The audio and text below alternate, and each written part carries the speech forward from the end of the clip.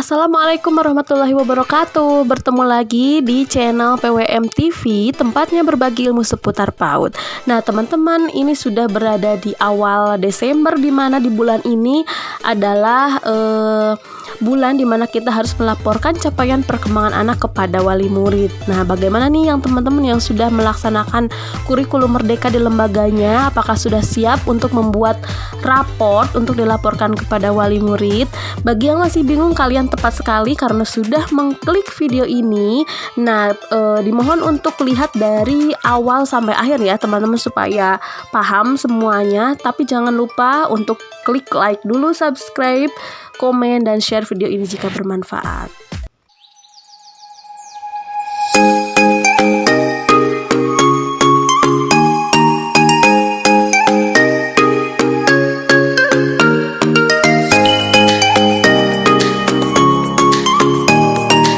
Sebelum ke materi, saya akan merekomendasikan dulu kepada teman-teman untuk melihat dulu tentang penilaian kurikulum merdeka ya, tentang penilaian harian, tentang merekap ke penilaian bulanan. Nah, nanti baru kita akan belajar membuat raport yang diambil dari rekapan penilaian bulanan.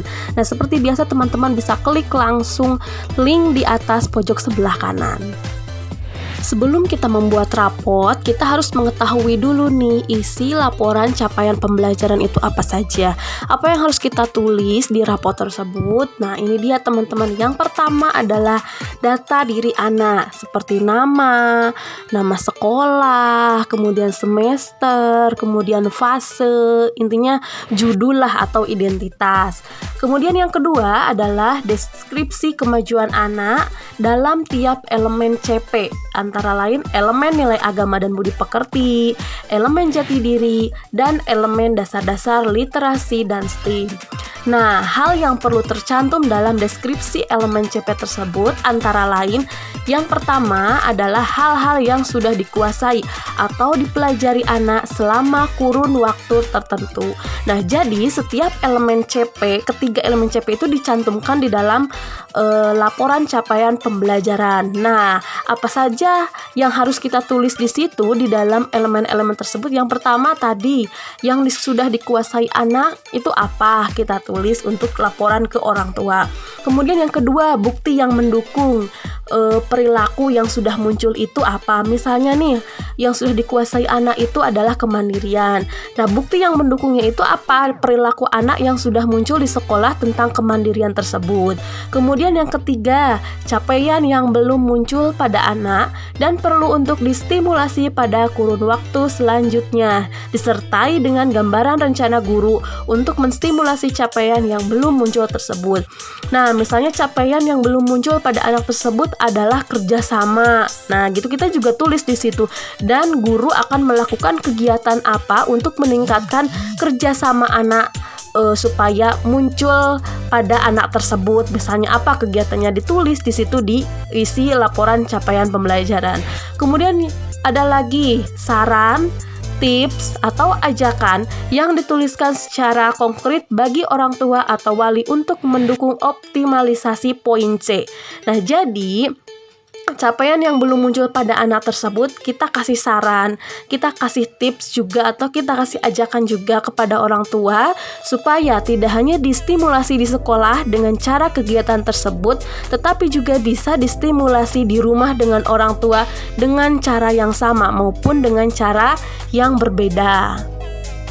Untuk poin selanjutnya adalah refleksi orang tua, di mana isinya berisi tentang apa yang saya amati sudah berkembang pada diri anak saya, kemudian apa saja yang masih perlu dikembangkan pada diri anak saya, dan langkah-langkah apa saja yang dapat saya lakukan untuk membantu anak saya mengembangkan hal tersebut. Nah, refleksi orang tua ini diisi oleh orang tua yang berkaitan dengan hal-hal tersebut yang sudah disebutkan barusan. Kemudian poin selanjutnya adalah informasi ketidakhadiran anak atau absen, kemudian data tinggi badan, berat badan, kemudian dan yang terakhir adalah laporan atau portofolio. Nah, kita langsung ke contoh pembuatan raport ya, teman-teman. Di sini adalah contoh salah satu hasil rekapan salah satu peserta didik dari ketiga elemen CP, antara lain Untuk CP nilai agama dan budi pekerti antara lain mengucapkan salam, mengikuti kegiatan berdoa, dan anak mempraktikkan nilai kewajiban agamanya, misalnya dengan bekerja sama dan saling membantu. Kemudian untuk CP jati diri antara lain mengenal lingkungan hidupnya, mengenal aktivitas fisik dengan jalan-jalan, kemudian menjaga keselamatan diri, contohnya berjalan dengan menepi, dan menjaga kebersihan diri, contohnya membersihkan badan dan alat-alat setelah bermain. Dan yang terakhir, CP dasar literasi dan STEAM antara lain memahami informasi yang diterima melalui panca indera, menyampaikan informasi dengan tepat, mengelompokkan benda sesuai dengan jenisnya, mengamati lingkungan sekitarnya, dan bereksplorasi dengan benda di sekitarnya. Berikut adalah contoh format rapotnya teman-teman yang diawali dengan tadi. Yang pertama adalah identitas, antara lain mencakup nama sekolah, nama ananda atau nama peserta didik, tahun ajaran, semester, kelas, fase gitu. Dan kalau ada yang mau ditambahi lagi boleh.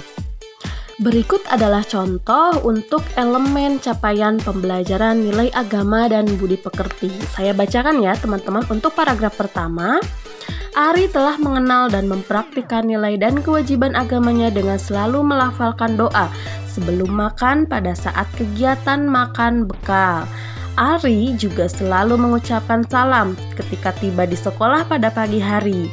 Ari bercerita bahwa ia selalu ingin mendoakan ayahnya yang seorang tentara, tetapi ia masih kesulitan mengingat doa tersebut.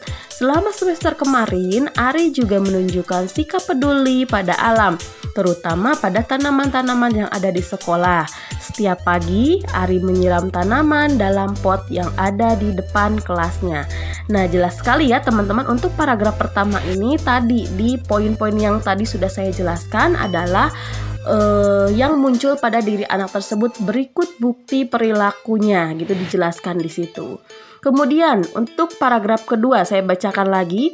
Di semester depan saya akan membantu Ari untuk dapat mengenal dan melafalkan doa untuk orang tua. Kami juga akan mencoba menghadirkan ikan-ikan dalam akuarium untuk memfasilitasi sikap peduli Ari terhadap hewan. Nah, di paragraf kedua ini juga sudah jelas ya, ini adalah kalau istilah kasarnya itu adalah kekurangannya atau hal-hal yang belum muncul yang ada pada diri Ari dan akan ditindaklanjuti atau distimulasi oleh gurunya di sekolah gitu. Untuk paragraf ketiganya nih teman-teman, ayah dan ibu dapat membantu Ari memperkuat praktik kesadaran agama Ari dengan cara mengucapkan doa bersama-sama dalam kegiatan harian di rumah.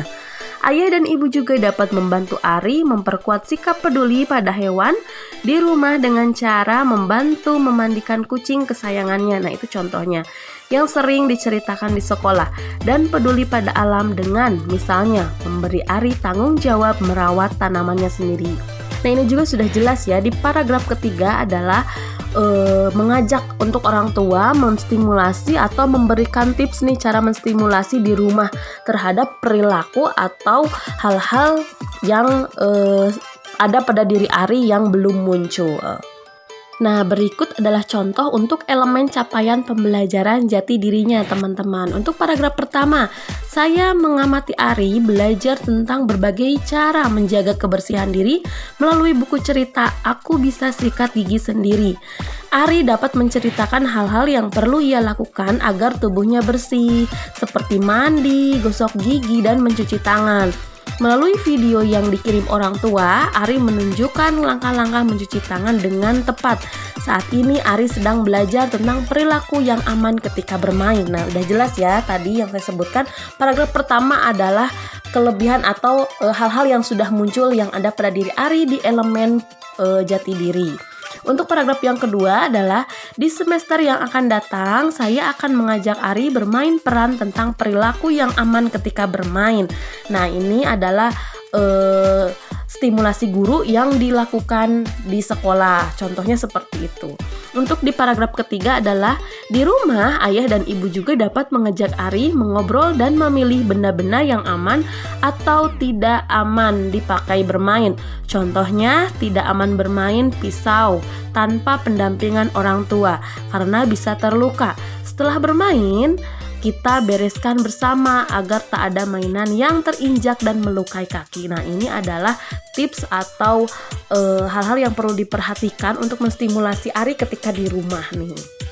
Nah, berikut adalah contoh isi rapot CP dasar-dasar literasi dan STEAM. Di antaranya di paragraf pertama, saya mengamati bahwa Ari sangat tertarik dalam kegiatan membaca buku bersama. Ia dapat menyimak guru membacakan buku sampai selesai dan sudah dapat mengajukan pertanyaan-pertanyaan yang relevan dengan isi buku. Ari juga sudah dapat memanfaatkan ilustrasi buku sebagai informasi tambahan baginya untuk menebak akhir cerita buku tersebut. Ketika kami membacakan buku Aku Suka Caramu, guru bertanya, menurutmu apakah Rano berhasil sampai di tempat pesta ulang tahun? Ari memberi jawaban, bisa. Ini di belakang bukunya Rano sedang makan dengan teman-teman. Di semester ini, Ari nampak sangat tertarik mengamati laba-laba yang membuat jaring-jaring di antara dedaunan. Ia nampak penasaran mengapa hewan-hewan kecil yang menempel pada jaring tipis tidak dapat melepaskan diri. Nah, sudah jelas ya teman-teman, di paragraf pertama adalah hal-hal yang sudah muncul yang ada pada diri Ari. Nah, untuk di paragraf kedua, saya bacakan lagi. Di semester yang akan datang, saya akan mengajak Ari menyusun cerita berdasarkan gambar yang ia buat sebagai bagian dari stimulasi kegiatan pra baca dan pra menulis. Saya juga berencana eksplorasi lebih banyak eksperimen seperti untuk melihat apakah serangga berukuran besar dapat membebaskan diri dari jeratan jaring laba-laba. Nah, di paragraf kedua ini adalah stimulasi yang akan gurunya lakukan di kemudian hari untuk si Ari. Kemudian di paragraf ketiga, di rumah ayah dan ibu dapat meneruskan kebiasaan membacakan buku untuk Ari setiap hari. Ayah dan ibu juga dapat secara rutin menemani Ari berjalan-jalan di taman dekat rumah dan mengajaknya mengamati hewan kecil apa saja yang ada di taman tersebut. Nah, itu dia teman-teman contoh rapot dari ketiga capaian pembelajaran tersebut, di mana paragraf pertama berisi tentang hal-hal yang sudah muncul pada diri si Ari. Kemudian paragraf kedua berisi tentang hal-hal yang akan guru lakukan di kemudian hari atau stimulasi atau dukungan yang akan guru berikan pada si Ari dari perilaku atau hal-hal yang belum muncul yang ada pada diri si Ari. Kemudian untuk paragraf ketiga adalah stimulasi atau dukungan yang harus dilakukan oleh orang tua di rumah. Untuk poin selanjutnya adalah refleksi orang tua. Nah, teman-teman, berikut adalah contoh potongan refleksi orang tua ya dalam laporan hasil belajar. Saya bacakan lagi. Ari sudah rajin menggosok gigi dan rutin mandi meskipun tidak pergi kemana-mana. Yang perlu dikembangkan lagi adalah cara memakai masker yang benar ketika sore hari bermain dengan teman-teman di lingkungan rumah. Masker masih sering diturunkan. Saya bisa membantu Ari dengan mencarikan masker yang memiliki rongga lebih luas supaya Ari bisa bernafas lebih lega. Nah, itu refleksi dari orang tua. Kemudian untuk poin selanjutnya adalah soal absen nih, ketidakhadiran. Kita lampirkan di situ. Dan jangan lupa untuk tanda tangan yang diketahui oleh kepala sekolah dan dipertanggungjawabkan oleh kita selaku pendidiknya.